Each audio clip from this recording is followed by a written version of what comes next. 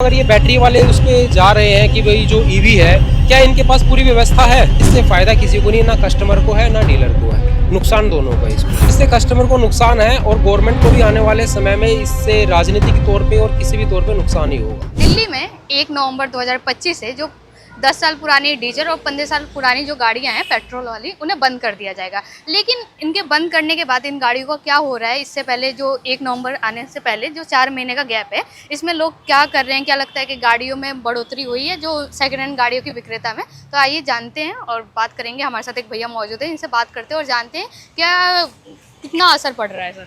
Ma'am असर तो पूरा है, लेकिन जो डीलर हैं दिल्ली में या हरियाणा में, वो इन गाड़ियों को नहीं खरीद रहे हैं। जो एमसीडी के जो प्राइवेट ये ठेकेदार हैं, वो इन गाड़ियों को रोड पे से अपना स्क्रैप करा रहे हैं। वो गवर्नमेंट के पास मुनाफा जा रहा है और प्राइवेट उनके जो एमसीडी के ठेकेदार उनको मुनाफा जा रहा है। जो डीलर बैठे हैं, ना तो उनके पास वो गाड़ियां हैं, ना वो ऑथराइज है उनको खरीदने के लिए और नंबर को दूसरे रिटेन कराने के लिए। तो फ़ायदा या तो गवर्नमेंट को है या जो प्राइवेट ठेकेदार है सिर्फ उनको है।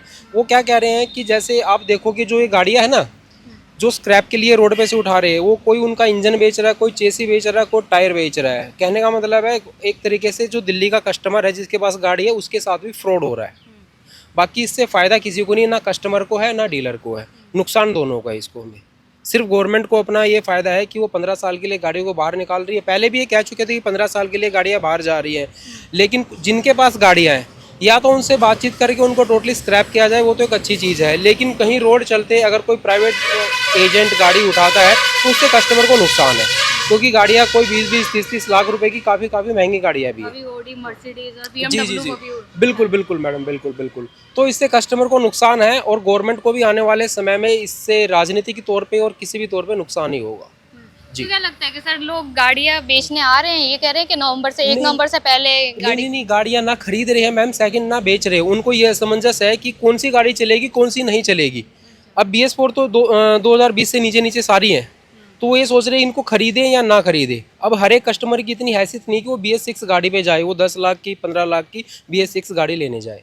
तो इससे कस्टमर को नुकसान है, कोई गाड़ी नहीं खरीद रहा है, इससे मार्केट बिल्कुल ठंडी पड़ी है। हाँ, पहले कह रहे थे कि जो 10 साल 15 साल पुरानी डीजल और पेट्रोल की गाड़ी है, फिर BS जो 4 है वो तो अभी 2020 के करीब ही आई थी। जी उसका जी भी जी अभी जी टाइम पूरा नहीं जी, हुआ है। वो गवर्नमेंट की कमिटमेंट थी कि जो पेट्रोल सीएनजी गाड़ी वो 15 साल चलेंगी और डीजल की गाड़ी 10 साल चलेंगी।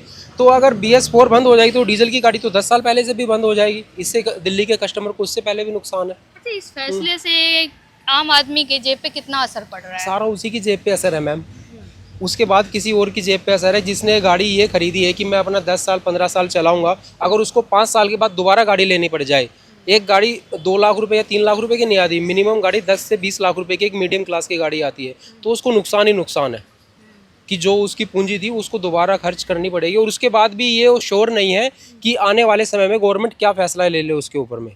क्या लगता है जो ये फैसला लिया है प्रदूषण को कम करने के लिए, क्या लगता है कि इस फैसले के बाद प्रदूषण कम होता दिखाई देगा? नहीं, मेरे को तो लगता नहीं मैम, ऐसा कुछ नहीं है कि सिर्फ व्हीकल से करने से कि पोल्यूशन कम हो जाएगा।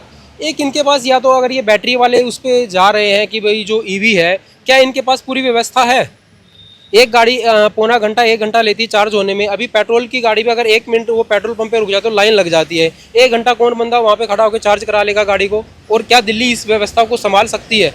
तो वो तो एक टोटली फेक चीज़ है। जब तक आपके पास व्यवस्था नहीं है और आप इस तरह के कदम उठा रहे हैं तो वो कोई फायदा नहीं होगा। अभी 1 जुलाई से ये कदम उठाया था कि 15 साल पुरानी पेट्रोल और 10 साल वाली को डीजल नहीं देंगे, लेकिन अब कह रहे हैं कि टेक्निकल इशू की वजह से ये 4 महीने और बढ़ा दिया गया, 1 नवंबर से कर रहे हैं। तो क्या नहीं, लगता जो है कि 15 पहले साल वाली गाड़ियाँ है ना, उनको तो देखो रोड पे से हटना चाहिए, लेकिन जो 1 नवंबर से कि ये BS4 बंद कर देंगे वो गलत है टोटली। इससे कस्टमर बिल्कुल ही बर्बाद हो जाएगा।